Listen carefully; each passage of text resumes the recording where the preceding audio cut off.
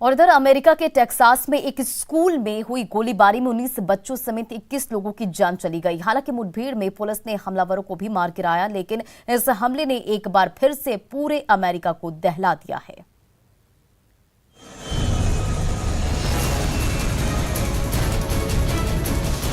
Texas के एक school में गोलीबारी, 19 बच्चों समेत 21 लोगों की मौत। अमेरिका में 4 दिन का राष्ट्रीय शोक। अमेरिका के राज्य टेक्सास में एक दिल दहला देने वाली घटना हो गई। यहाँ एक युवक ने एक स्कूल में अंधाधुंध गोलीबारी की। इस गोलीबारी में 19 मासूम बच्चे और 2 शिक्षक मारे गए हैं, जबकि कई स्टाफ मेंबर्स और पुलिस वाले घायल हुए हैं। अमेरिकी पुलिस के मुताबिक हमलावर ने दूसरी, तीसरी और चौथी कक्षा में पढ़ने वाले बच्चों को निशाना बनाया है। हमलावर युवक ने स्कूल के बाहर अपना वाहन खड़ा किया और स्कूल में दाखिल हुआ। स्कूल में दाखिल होने के समय हमलावर के पास एक हैंडगन और एक राइफल थी। हमलावर की पहचान युवाल्डे निवासी हाई स्कूल के छात्र सल्वाडोर रामोस के तौर पर हुई है। हमलावर ने स्कूल हमले से पहले अपनी दादी को भी गोली मारी। The suspect is deceased at this point. DPS is assisting with the investigation. And at this point, the investigation is leading to tell us that the suspect did act alone during this heinous crime. Families are being notified, and we are providing services to them as the district. School में हुए हमले पर राष्ट्रपति Joe Biden ने गहरा दुख जताया है और अमेरिका में 4 दिन के राष्ट्रीय शोक का ऐलान किया है। God bless the loss of innocent life on this sad day. And may the Lord be near the brokenhearted and save those crushed in spirit, because they're going to need a lot of help, a lot of our prayers. America में खुलेआम गोलीबारी की घटनाएं लगातार सामने आती रही हैं। खासकर पार्टी और बार रेस्टोरेंट में सरेआम गोलीबारी में कई लोगों की जान भी जा चुकी है। टेक्सास से पहले साल 2012 में कनेक्टिकट के न्यू टाउन में Sandy Hook elementary high school में एक युवक ने गोलीबारी की थी। इस हमले में 20 बच्चों समेत 26 लोगों की जान गई थी, जो अमेरिकी इतिहास की सबसे भयावह मास शूटिंग में शामिल है। Bureau report, news 18 network.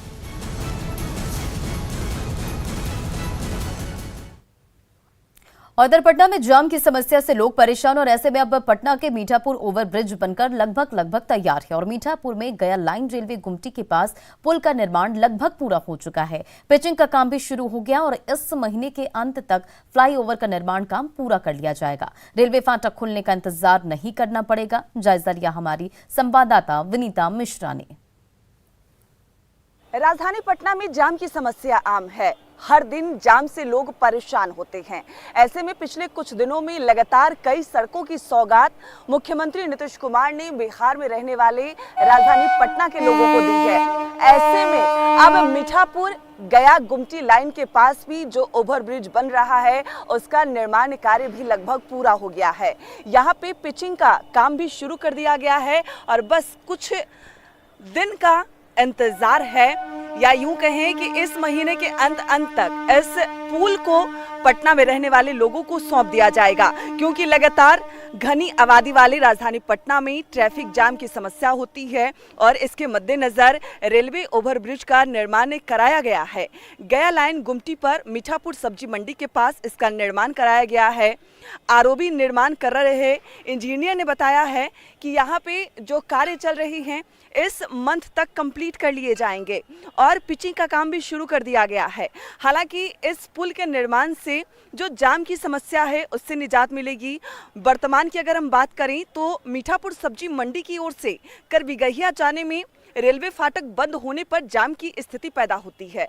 लोगों को फाटक खुलने का इंतजार करना पड़ता है, लेकिन जो इस पुल पर अभी हम फिलहाल खड़े हैं, रेलवे गुमटी के पास जो पुल का निर्माण कार्य चल रहा है, इस महीने के अंत तक इस निर्माण कार्य को पूरा कर लिया जाएगा।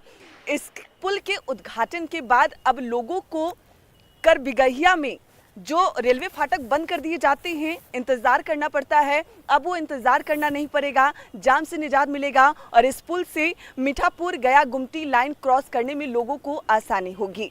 विनीता मिश्रा, न्यूज़ 18 पटना। और अब बात जमुई की, जहां न्यूज़ 18 की खबर का बहुत बड़ा असर हुआ है। दिव्यांग लड़की सीमा की खबर प्रसारित होने के बाद प्रशासन ने से लेकर आम लोगों तक ने मदद के हाथ आगे बढ़ाए और डीएम अवनीश कुमार सिंह ने सीमा के घर जाकर उन्हें ट्राई साइकिल दी और हर मदद का भरोसा भी दिया है। इसके अलावा शिक्षा पदाधिकारी भी सीमा के घर जाकर उनके कृत्रिम पैर के लिए माप उनका दिलाया और सीमा पढ़ लिख कर काबिल बनना चाहती है। और ये तस्वीरें और ये खबर न्यूज़ 18 बिहार झारखंड ने प्रमुखता से दिखाई थी। जमुई जिले के खैरा प्रखंड के फतेहपुर गांव की रहने वाली जो 10 साल की बच्ची सीमा है, जो एक पैर से दिव्यांग है और उसके स्कूल जाने का जज्बा और पढ़ने लिखने की ललक की खबर न्यूज़ 18 पर चलने के बाद देख सकते हैं कि बड़ा असर होते दिख रहा है। और जमुई के डीएम तमाम अधिकारियों के साथ पहुंचे हैं और यही सीमा है जो एक पैर से दिव्यांग है। 2 साल पहले एक हादसे में इसका एक पैर चला गया था, नुकसान हुआ था और एक पैर से ये किस तरह से स्कूल जाती है, पढ़ लिख कर काबिल बनना चाहती है, शिक्षक बनना चाहती है और यही सीमा है। और ज़िले के अधिकारी आए हैं, डीएम आए हैं और तमाम लोग आए हैं। अब यहाँ पर इसे मदद की बात कही जा रही है, आर्टिफिशियल लिम्ब देने की बात कही जा रही है। हमारे साथ ज़िले के डीएम हैं, उनसे पूछेंगे कि किस तरह की मदद और सबसे पहले जज्बा क्या देखे आप इसमें? नहीं, आप ही के चैनल के माध्यम से हम लोग को इसके विषय में जानकारी मिली, इसके लिए सर्वप्रथम तो हम आपको धन्यवाद देना चाहते हैं। और साथ ही बच्ची के जज्बे को हम सभी जिलावासी सलाम करते हैं और बच्ची को उत्साहित करने के लिए संपूर्ण जिला प्रशासन की टीम यहाँ पर आई हुई है। तात्कालिक रूप से बच्ची को हम लोग ट्राई साइकिल दे रहे हैं और साथ में आर्टिफिशियल लिम्ब के लिए सभी आवश्यक तैयारी कर ली गई है और शीघ्र ही आर्टिफिशियल लिम्ब भी बच्ची को उपलब्ध करा दिया जाएगा। सामाजिक सहयोग से बच्ची को प्रोत्साहन राशि भी दी जा रही है और साथ में जो इनके विद्यालय के शिक्षक हैं, हमने उनको कहा है कि चूँकि बच्ची का थोड़ा सा लेट एडमिशन है तो इस पर अतिरिक्त रूप से ध्यान देंगे ताकि बच्ची की जो पढ़ाई छूटी है उसको मेकअप कर ले। सर, फैमिली अगर देखा जाए तो लेबरर है लोग, तो उसके लिए फैमिली के बैकग्राउंड को देखते हुए कुछ मदद उनके लिए यहाँ पर पूरे बस्ती को हमने देखा है तो कुछ कच्चे घर दिखाई दिए हैं, तो सभी के लिए मुख्यमंत्री आवास योजना के तहत हम सभी को आवास स्वीकृत कर रहे हैं। साथ में राशन कार्ड का भी हम लोग कैंप लगवा रहे हैं, तो यदि किन्हीं कारणवश कोई परिवार छूटे हैं तो सभी को उसकी भी सुविधा तत्काल रूप से उपलब्ध कराई जाएगी। ओके, जैसे कि जिले के डीएम है और देख सकते हैं कि इनका कहना है कि जो एक जज्बा एक लड़की ने दिखाई, पढ़ने को लिखने को लेकर, स्कूल जाने को लेकर, एक पैर पर जिस तरह से स्कूल जाती है, उस जज्बे को सलाम तो सब लोग कर रहे हैं, जिले के डीएम भी कर रहे हैं। और साथ ही अगर देखा जाए तो मजदूरों की बस्ती है, कहने का मतलब कि इस बस्ती में तमाम मजदूर परिवार के लोग ही रहते हैं और जिला प्रशासन का साफ तौर पर कहना है कि सीमा के कारण इस बस्ती का नक्शा बदलेगा, सीमा को आर्टिफिशियल पैर मिलेगा ताकि उसकी बुलंदी को और ऊंचाई मिले। केसी कुंदन, न्यूज़ 18 जमुई। सिमडेगा में अवैध बालू उठाव का खेल धड़ल्ले से जारी और इसका सीधा असर अब पर्यावरण पर दिख रहा है। सिमडेगा की नदियां बालू विहीन होकर सूखने लगी है। हलवाई नदी में पानी खत्म हो गया है, नदियों में बालू की जगह मिट्टी भर गई है और तलहटी से घास और पौधे उगने लगे हैं। अधिक जानकारी दे रहे हैं सिमडेगा संवाददाता श्रीरामपुरी। जल ही जीवन है, पर जल कैसे बचे ये सिमडेगा जिला में किसी को चिंता नहीं। कई पुल बालू उठाव के कारण धंस चुके हैं सिमडेगा पर। एक डाइवर्सन यहाँ भी धंसा हुआ है और जिस तरह से नदियों का हाल यहाँ के बालू उठाव करने वाले लोग ने कर रखा है कि आने वाले समय में न जल बचेगा, न पुल बचेगा, न जीवन बचेगा। आप देख सकते हैं जिस नदी पर हम खड़ा हैं वो हलवाई पुल का एक नदी है जिसे हलवाई नदी बोलते हैं, जो आगे चलकर पालामड़ा नदी से मिलती है। आप देखिए नदी की हाल देख लीजिए कि कहीं बालू का ठिकाना नहीं, पूरे मिट्टी में तब्दील हो गया है नदी। और लगातार 4 दिनों से बारिश हो रही है, उसके बाद भी इस नदी पर एक बूंद अब तक पानी नहीं आया है।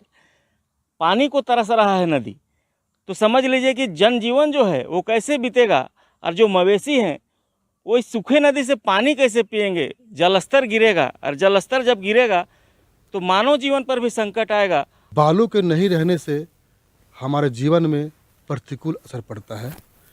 बालू नहीं रहने से वाटर लेवल कमज़ोर होगा और जब वाटर लेवल कमज़ोर होगा तो हमें पीने में समस्या होगा, पानी की समस्या। और फिलहाल इस बुलेटिन में इतना ही। बने रहें आप न्यूज़ 18 बिहार झारखंड के साथ।